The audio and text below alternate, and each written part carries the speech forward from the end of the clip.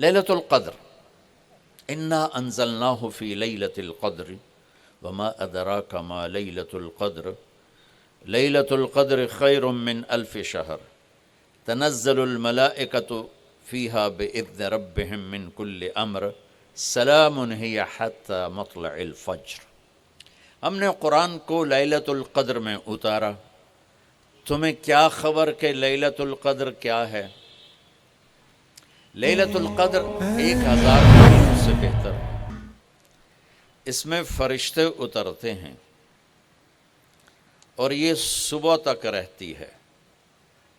لفظ قدر عربی میں اس کا ایک مطلب ہے قیمت، سبحان اللہ۔ تو اللہ نے کہا میں تمہیں بتاؤں، آپ سب تاجر بیٹھے ہو، لیلۃ القدر کی قیمت کیا ہے؟ 1000 مہینوں سے بہتر ہے، 1000 مہینوں سے بہتر ہے۔ اب 1 روپے پر 1000 نفع لے سکتے ہیں؟ دنیا میں کوئی ایسا کاروبار ہے؟ جو ہیروئن بیچتے ہیں وہ بھی نہیں لے سکتے۔ اور میرا اللہ کہہ رہا ہے ایک رات 1000 مہینے، یعنی کوئی 82-83 سال۔ یہ تو آ گیا پہلا قدر۔ دوسرا اس کا مطلب ہے تنگ پڑ جانا، تنگ پڑ فقدر علیہ رزقہ، تو تنزل الملائکۃ فیہا، تنزل الملائکۃ والروح فیہا، کہ اس رات اتنے فرشتے اترتے ہیں کہ زمین تنگ پڑ جاتی ہے، سبحان اللہ، اتنے فرشتے آتے ہیں زمین تنگ پڑ جاتی ہے۔ تیسرا مطلب ہے قدر، مقدار کو، تو اللہ تعالیٰ نے اس کا آخری مطلب بھی بتایا، سلام ہی حتی مطلع الفجر، کہ یہ فجر کی نماز تک، فجر کی اذان تک یہ رہتی ہے۔ 3 مطلب ہیں قدر کے، تینوں اللہ نے قرآن میں کور کیے۔ قیمت کیا ہے؟ 1000 مہینوں سے بہتر۔ تنگی کیا ہے؟ فرشتوں سے زمین بھر جاتی ہے۔ مقدار کیا ہے؟ صبح صادق۔ لیلۃ القدر 27 کی نہیں ہوتی، 21، 23، 25، 27، 29۔ اب یہ 5 راتیں جاگنے چھٹ، آپ لوگ تو ویسے رات کے بادشاہ ہو، جاگ لو۔ تو لیلۃ القدر مسجد میں نہ گزارو، گھر میں گزارو۔ یہ مسجدوں میں اشتہار لگ جاتے ہیں، فلاں کے ساتھ شب قدر گزاریں، فلاں حضرت کے ساتھ شب قدر گزاریں، پھر ادھر کوئی صلاۃ تسبیح پڑھ رہا ہے باجماعت، عورتیں صلاۃ تسبیح کی جماعت کرا رہی ہیں، اور پتہ نہیں اور کتنی عجیب و غریب قسم کی عبادات شروع ہو جاتی۔ یہ نفلی عبادت ہے، میرے نبی گھر میں پڑھتے تھے۔ آپ نے اشراق کے سوا ہر نفل گھر پڑھا، ہر سنت گھر میں پڑھی، تو آپ لیلۃ القدر کو یہ مستورات بھی آپ بھی اکٹھے ہو کے نہیں منانا، الگ الگ مصلی بچھا کر اپنے اللہ سے رونا دھونا کرو، اپنے اللہ کو منانا کرو، میں بھی کروں، آپ بھی کریں۔ نوافل کی، جیسے ابھی شب برات گزری تو اشتہار تھے، میں جا رہا تھا ادھر علام آباد میں، ایک جنازہ ہو گیا تھا، تو اشتہار فلاں حضرت کے ساتھ شب برات گزاریں، فلاں مسجد میں شب برات گزاریں، فلاں جگہ شب برات گزاریں۔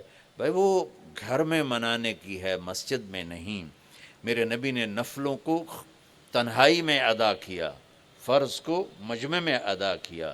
لیلۃ القدر میں جاگنا نفل ہے، اور پھر جب کٹھے ہو جائیں گے لوگ اور عورتیں تو پھر ساتھ غیبت بھی چلے گی، اور ایک غیبت کا بول ساری رات کو اڑا کے رکھ دے گا۔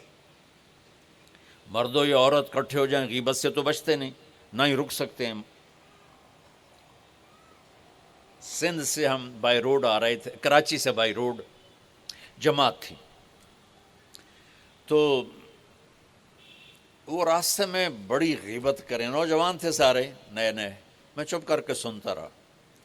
جب کوئی 2 دن گزر گئے نا، تو ہمارے پاس بڑی وین تھی، میں نے کہا بچوں ایک نصیحت کرتا ہوں کہ غیبت نہ کیا کرو، مذاق کرو، ہنسا کرو، کھیڑا کرو، غیبت نہ کرو۔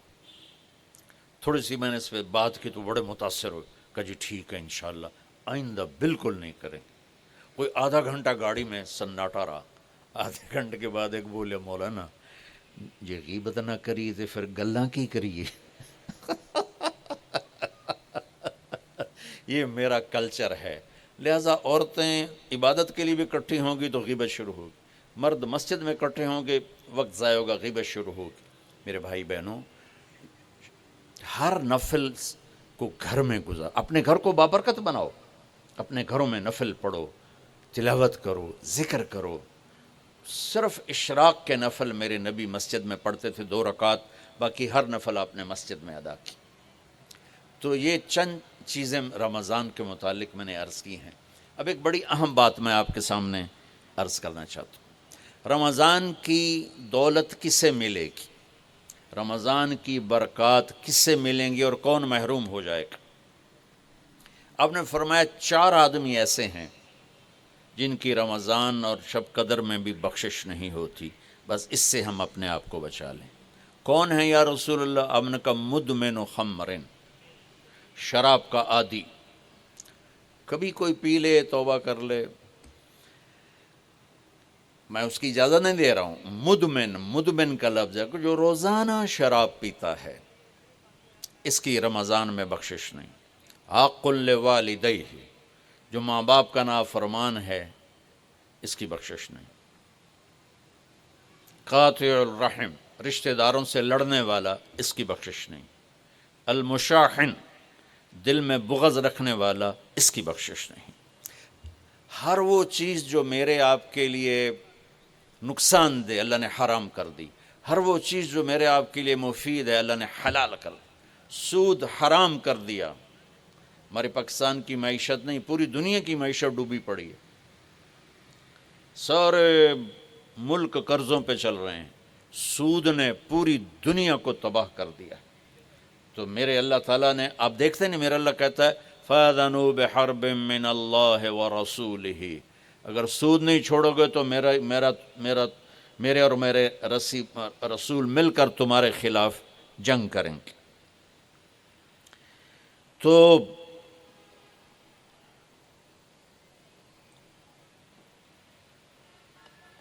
ہر وہ چیز جو مضر ہے، اللہ اس سے بند، چونکہ سود چند ہاتھوں میں دولت کٹھی کر دیتا ہے اور غریبوں کے چولہے ٹھنڈے ہو جاتے ہیں، یہ اللہ کو ناپسند ہے۔ جو بھی بھائی پھنسے ہوئے ہیں، نکلنے کی نیت کریں اور کوشش کریں، انشاءاللہ چین کی نیند سوئیں گے، چین سے اٹھیں گے۔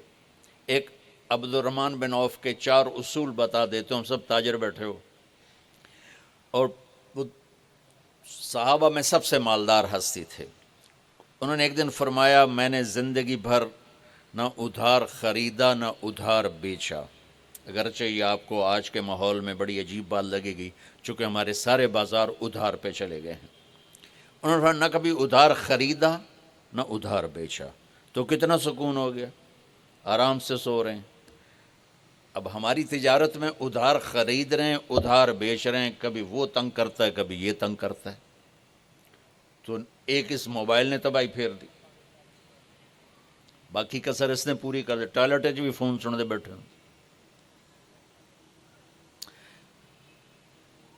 کبھی سٹاک نہیں کیا مال کو، کبھی سٹاک نہیں کیا، جو ہی نفع ملا فوراً بیچ دیا۔ واہ واہ! تو ادھار خریدا نہیں، ادھار بیچا نہیں، 2، کبھی سٹاک نہیں کیا، 3، اور کبھی سودے کا عیب چھپایا نہیں۔